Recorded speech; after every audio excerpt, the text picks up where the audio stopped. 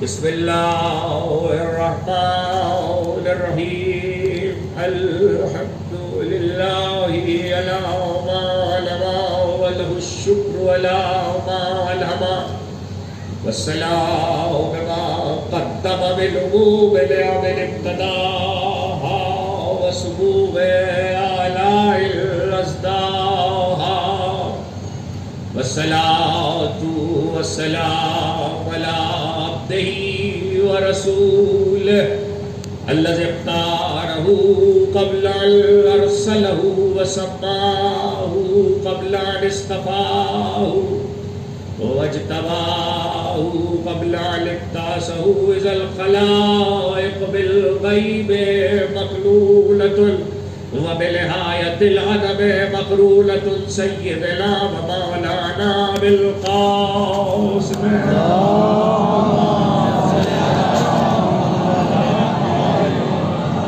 وأهل بيته الطيبين الطاهرين المعصومين المظلومين الذين أذهب الله عنهم الرجس وطهرهم تطهيرا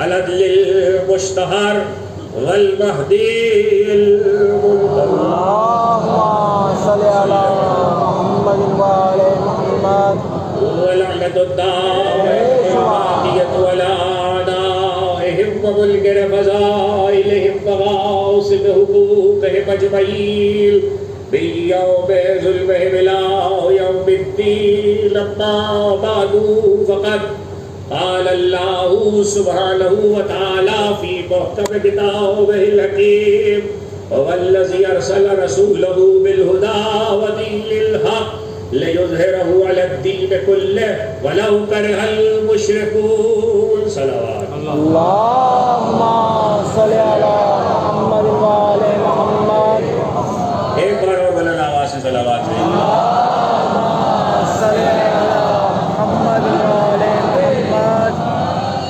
عشرہ محرم 1443 ہجری کے سلسلے کی اس عزاخانے میں یہ دوسری مجلس آپ حضرات سماعت فرما رہے ہیں دل از حسین.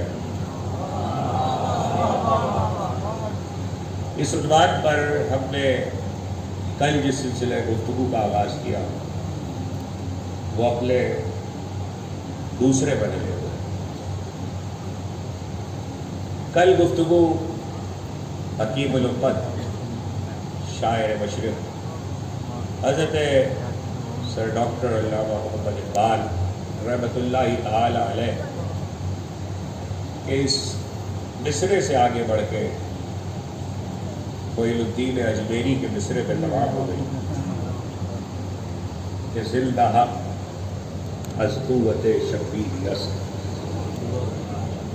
اب زندہ ہے حسین بن علی کو بس. دیکھیے جب تک زمانہ یہ نہیں سمجھے گا کہ بیعت سے انکار کس نے کیا،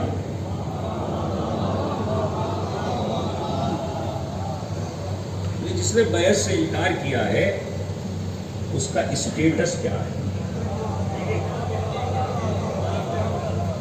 اس کی حیثیت کیا ہے. اس وقت تک نہ کربلا سمجھ میں آئی نہ تاریخ سمجھ میں آئی. اسی لیے 1400 سال میں مفکرین ہو، شعراء ہو، دانشور ہو، ہر ایک نے اپنے طریقے سے یہ چاہا کہ وہ لوگوں کو یہ سمجھائے اور بتلائے کہ حسین کون ہے، حسین کون.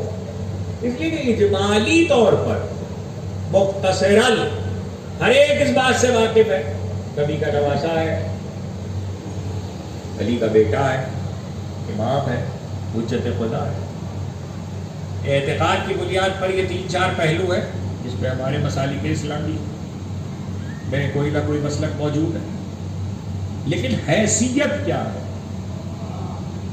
تو 1400 سال میں ہر دانشور نے یہ کوشش کی، ہر مفکر نے یہ کوشش کی کہ وہ یہ بتلائے کہ حیثیت کیا ہے۔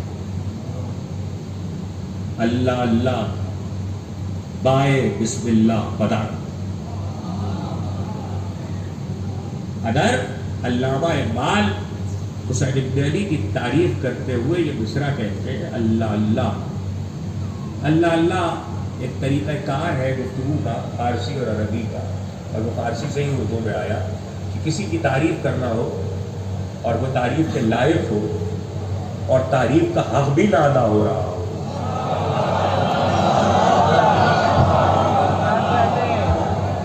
تعریف کا حق بھی نہ ادا ہو رہا ہو، تو کہا جاتا ہے اللہ اللہ، کیا تعریف کروں اس کی۔ دیکھیے حکیم الامت کیا کہتے ہیں علامہ اقبال، اللہ اللہ بائے بسم اللہ بدا، اس کی کیا تعریف کروں جس کا باپ بائے بسم اللہ۔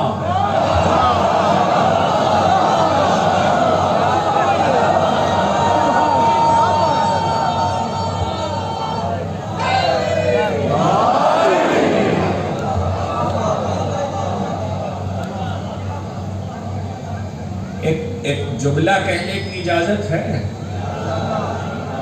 مجھے اتنا تو حق ہے کہ اپنی مملکت کے اس وطن کے تصور کے پیش کرنے والے اور دنیا کے اعلیٰ درجے کے مفکر، جس نے دنیا کی سوچ کے زاویوں کو تبدیل کر دیا، اس حکیم الامت و شاعر مشرق، لاہور کی سرزمین پہ دفن ہونے والے اس ہستی کے اس مصرع پہ جب بات کر رہا ہوں تو مجھے اتنا تو حق ہے کہ میں یہ آپ کی خدمت میں عرض کروں کہ اگر علامہ اقبال یہ کہہ رہے ہیں کہ اللہ اللہ بائے بسم اللہ بدا، میں اس کی کیا تعریف کروں جس کا باپ بائے بسم اللہ ہے۔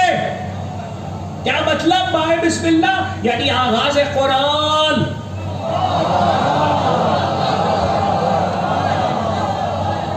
آغاز قرآن نہیں، اور بتلاؤ قرآن کا دروازہ، مالیے قرآن میں، مطالب قرآن میں، فہم قرآن میں بسم اللہ آغاز ہے، وہیں سے عقلیں داخل ہو رہی ہے، وہیں سے فکریں داخل ہو رہی ہے، تو دروازہ کھل رہا ہے۔ آج سمجھ میں آیا کہ حکیم الامت کی نظر کس بات پر تھی۔ رسول نے کہا اعلیٰ مدینۃ العلم،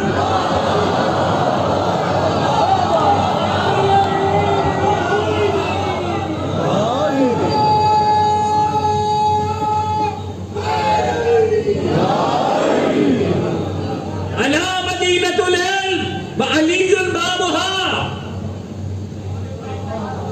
ذرا سا بات چھڑ گئی تو دو جملے سن لیجئے۔ رسول نے کہا اعلیٰ مدینۃ العلم وعلی بابها، میں علم کا شہر ہوں، علی اس کا دروازہ ہے۔ حدیث اتنی ہی نہیں ہے، حدیث میں ایک ٹکڑا اور ہے، من اراد العلم فلیات الباب، جو علم چاہتا ہے دروازے پہ آئے۔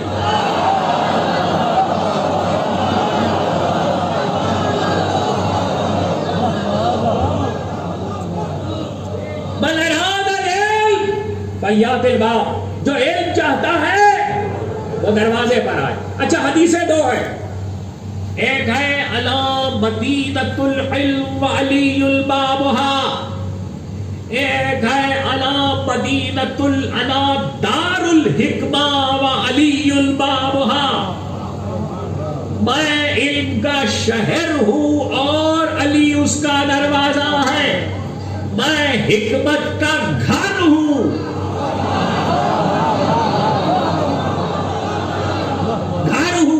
اور علی اس کا دروازہ ہے۔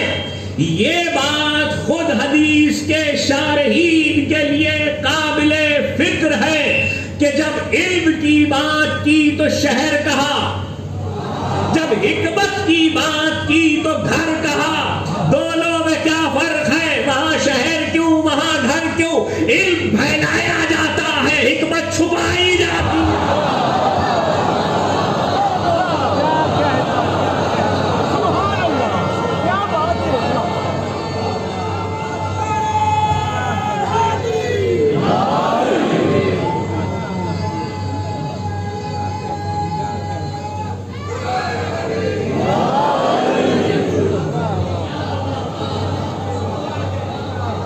علم پھیلایا جاتا ہے، حکمت چھپائی جاتی ہے۔ پھر نوجوان دوستوں کو متوجہ کر رہا ہوں، علم پھیلایا جاتا ہے، حکمت چھپائی جاتی ہے۔ علم چونکہ پھیلایا جا رہا ہے اس لیے کہا شہروں میں پھیلے گا، حکمت چونکہ چھپائی جائے گی تو خزانے چھپا کے یا کوئی چھپانے والی چیز گھروں میں چھپائی جاتی ہے، شہروں میں نہیں چھپائی جاتی۔ مگر کمال یہ ہے دروازہ دونوں طرف علی ہے، دروازہ دونوں، جملہ سن لو بھی جتنی دیر چاہے بولتے ہیں، دروازہ دونوں طرف علی ہے، لے جانا ہو تو علی سے، روک لینا تو علی۔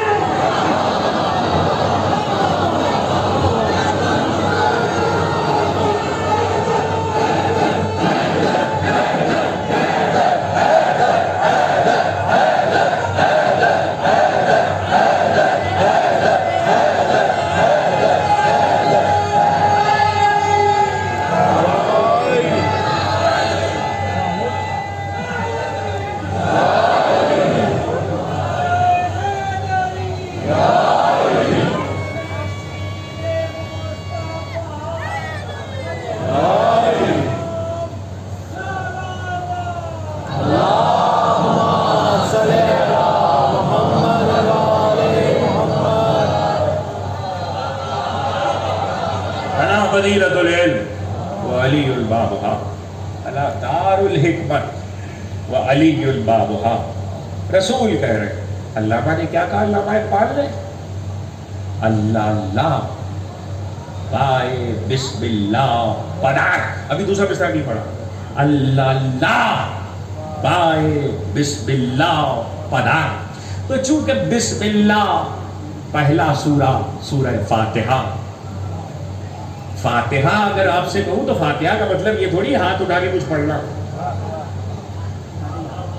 یہ فاتحہ کا کوئی مطلب نہیں، یہ رواج ہے آپ کا۔ فاتحہ کا مطلب ہے کھولنے والی،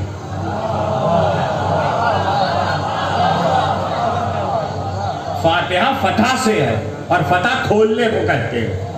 فاتحہ سورہ حمد کو فاتحہ اس لیے کہتے ہیں کہ وہاں سے قرآن کا دروازہ کھلتا ہے، تو فاتحہ مطالب قرآن کو کھولنے والی ہے، اس لیے فاتحہ کہلاتی ہے۔ فتح سے مذکر ہو تو فاتح کہلاتا ہے، تانیث آئے تو فاتحہ کہلاتی ہے۔ تو اس لیے تھوڑی کہلاتی ہے فاتحہ کے ہاتھ اٹھا کے پڑھنا ہے، فاتحہ کھولنے والی۔ تو جو مشہور ترین نام ہے سورہ حمد کا وہ ہے فاتحہ۔ اب یہ حیرت کی بات ہے کہ ان احباب کو بھی سمجھانا پڑے جن کے لیے فتح کا لفظ نیا نہ ہو۔ آپ کہیں گے تو فتح کا لفظ پرانا کب ہے؟ کیوں فاتح خیبر کو بھول گئے؟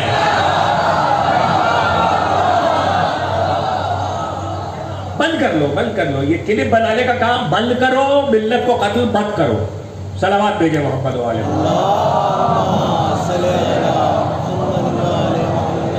بلند آواز سے صلوات بھیجے۔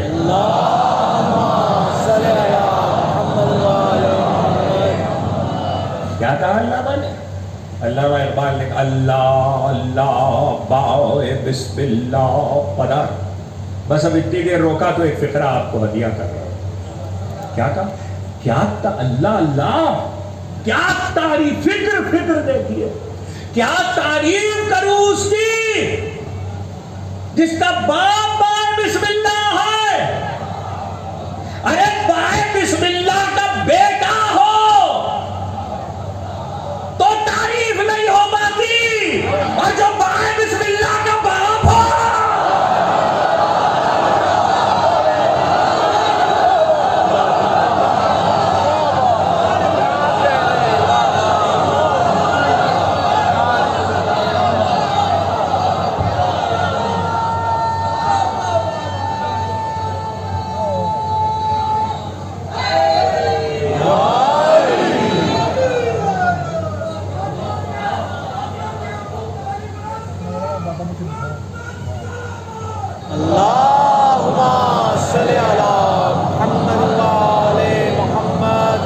اللہ اب دوسرا حصہ پڑھو. اللہ اللہ بائے بسم اللہ پدار مالیے ذبح عظیم آمد پسار.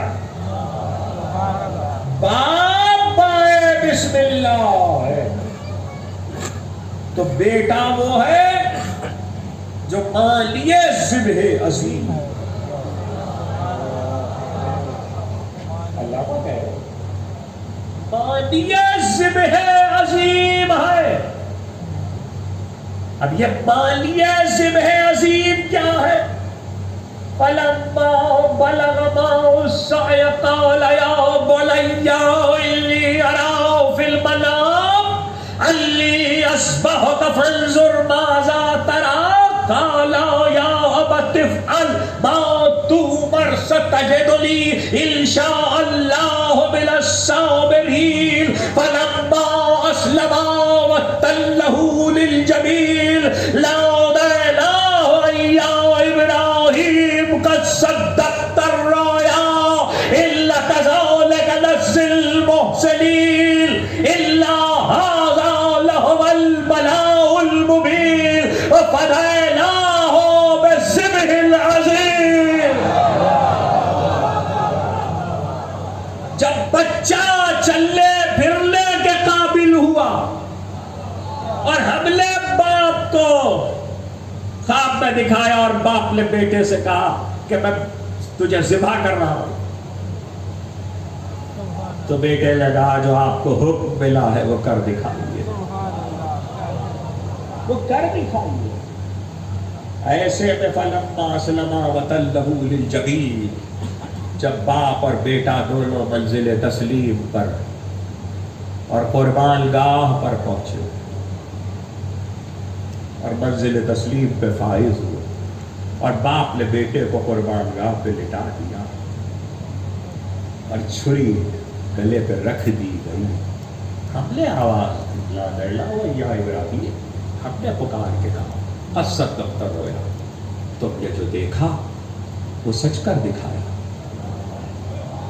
توجہ بھی ہے، تم نے جو دیکھا وہ سچ کر دکھایا. کذالک نجزی المحسنین الا ھذا لہو البلاء المبین. اس سے پہلے کہ وہ واپس اس آیت تک آؤ، ایک سوال کروں. آیت پڑھیے تو سوال کروں رک کر ذرا سا اس منزل پر کہ سورہ صافات یہ بتلا رہی ہے کہ باپ نے خواب دیکھا، بیٹے کو قربان گاہ پہ لٹایا، بیٹے کے گلے میں چھری رکھی، خواب سچا ہوا. باقی تفصیل آپ کو معلوم ہے، دبا آ گیا، بیٹا بچ گیا. قرآن بیٹا فلما اسلما، میں نے بڑی احتیاط سے ترجمہ کیا ہے کہ جب وہ دونوں منزل تسلیم پہ فائز ہوئے، ورنہ بالکل صحیح لفظی ترجمہ یہ ہے جب دونوں مسلمان ہو گئے، جب دونوں نے تسلیم کیا. تو میں پوچھوں، چاہے یوں سمجھو چاہے یوں سمجھو، ایک بات تو ماننا پڑے گی کہ کچھ نہ ہو اللہ نے ان دو لفظوں میں اسلام کی تعریف کر دی. اسلام کی تعریف کہ اگر باپ اپنے بیٹے کو قربان گاہ پہ لٹا رہا ہے تو یہ اسلام ہے.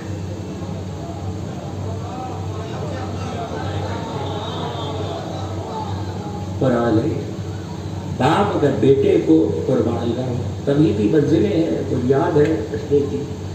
باپ اگر بیٹے کو قربان گاہ پہ لٹا رہا ہے تو یہ اسلام ہے. یعنی اللہ قرآن میں اسلام کو قول میں نہیں دکھا رہا، فعل میں دکھا رہا. میری بات کو عمل میں دکھا رہا. تو اگر تصویر 5000 سال پرانی رکھی ہوئی ہے، خلیل اپنے بیٹے ذبیح اللہ کو، اسماعیل کو قربان گاہ پر لٹا رہے ہیں اور قرآن کہہ رہا ہے 5000 سال کے بعد فلما اسلما، جب پیشانیاں جھکے وتلہ للجبین. تو اب جب یہ اسلمہ کا لفظ یہاں آ گیا تو مجھے حق ہے نا پوچھنے کا کہ ایک باپ اپنے بیٹے کو ایک بار خدا کی راہ میں قربانگاہ پر لٹائے تو وہ تصویر اسلام ہے. اور اگر مسلسل کئی دن تک مصطفیٰ کے بستر پر ابو طالب اپنے کبھی ایک بیٹے کو لٹائے، کبھی دوسرے کو، کبھی تیسرے کو، کبھی چوتھے کو کہ خدا کے محبوب کی جان بچ جائے، تو میں کس منہ سے پوچھوں کلمہ کیوں نہیں پڑھا تھا؟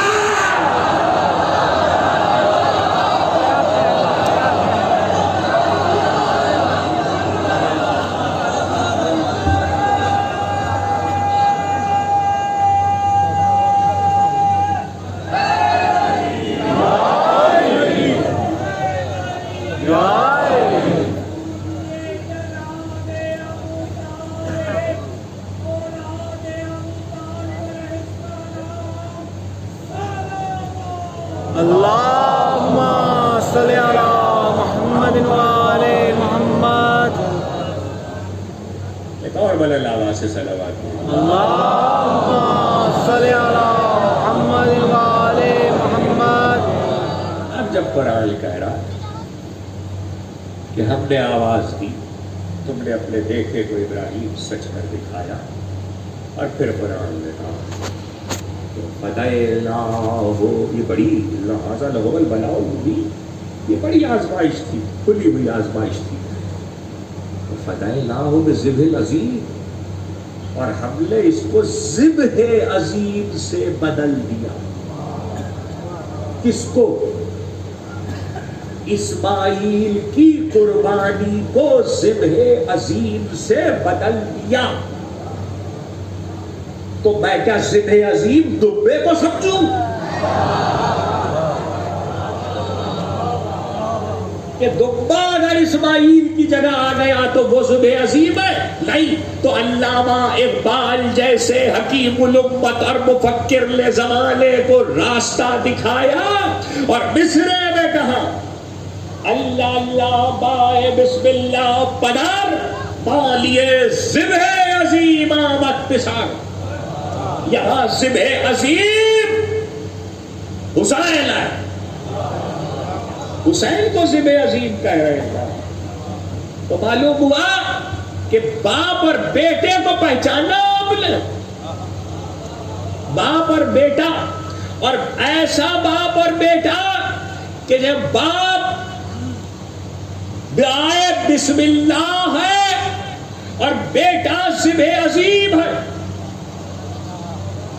اور دونوں کا رشتہ یہ ہے کہ اگرچہ باپ اور بیٹا ہے مگر آئے گی تفصیل، ابھی سے اشارہ، مگر مباہلے کی آیت اسی بیٹے کو رسول کا بیٹا کہہ رہی ہے.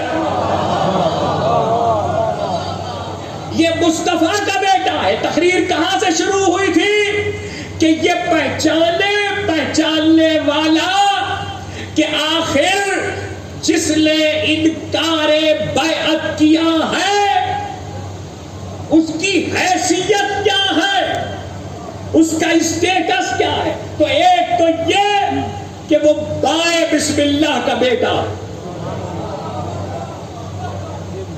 دوسرا یہ کہ وہ صرف بائے بسم اللہ کا بیٹا نہیں ہے بلکہ وہ خود بانیہ ذبح عظیم ہے. تیسری بات یہ ہے کہ اگر کل جو مصرع پڑھا تھا زندہ حق از قوت شبیریت، تو علامہ کی نظر کچھ دیکھ رہی ہے نا، تو حق کو تلاش کرو حدیثوں میں، اسلام کے آثار میں حق کو ڈھونڈو. میں کیا کروں، میری مجبوری ہے، کتابوں کو دیکھتا ہوا چلا تو مجھے کچھ نہیں ملا بجز اس کے کہ رسول یہ کہتے نظر آئے الحق بعلی وعلی بالحق، حق علی کے ساتھ ہے، علی حق کے ساتھ ہے. خدا بندہ حق کو ادھر ادھر موڑ دے، جدھر جدھر علی جائے. اب آپ توجہ کیجیے گا، اب آپ کے پاس ایک قرآن ہدایت ہے، ایک دین ہے، دیکھنا یہ ہے 61 ہجری میں کدھر جا رہا ہے، کہاں بیٹھے ہیں آپ؟ دیکھنا یہ، توجہ کیجیے فضائل بڑھو، دیکھنا یہ ہے 61 ہجری کے عاشور واقع ہونے کے بعد کدھر جا رہا ہے۔ تو اگر میں 11 محرم کو بلاد اسلامیہ میں ہوں تو مجھے تلاش کرنا پڑے گا 61 ہجری میں کہ اس وقت اسلام کدھر جا رہا ہے، اس وقت قرآن کدھر ہے، اس وقت دین کدھر ہے۔ میں کیا کروں؟ سر قرآن پڑھتا ہوا جا رہا ہے۔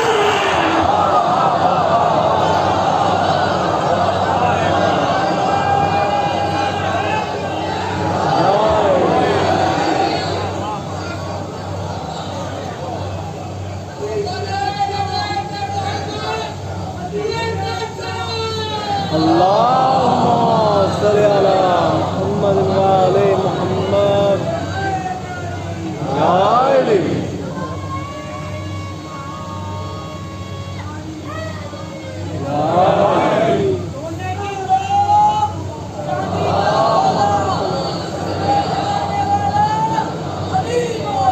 سر حسین ابن علی کا قرآن پڑھتا ہوا جا رہا ہے، تو جسے 11 محرم 61 ہجری کو تلاش ہے کہ دین کدھر ہے، قرآن کدھر ہے، ہدایت کدھر ہے، تو وہ یہ دیکھے کہ یہ سر کیا پڑھ رہا ہے۔ اب مجھے بتلائیے کہ اس وقت یہ دیکھنے والا حسین کے پیچھے جائے گا یا کسی اور طرف جائے گا، اس لیے کہ یہ جو بول رہا ہے کٹا ہوا سر، یہ اپنا کلام نہیں بول رہا، یہ اللہ کی کتاب کے آیتیں پڑھ رہا ہے۔ جہاں زندگی میں زمانہ نہیں پڑھ سکتا وہاں کٹا ہوا سر پڑھ رہا ہے۔ کون سمجھے گا کون نہیں؟ میں جملہ تو کہہ دوں، بائے بسم اللہ کے بیٹے ہی کو یہ حق ہے کہ کٹا ہوا سر قرآن پڑھے۔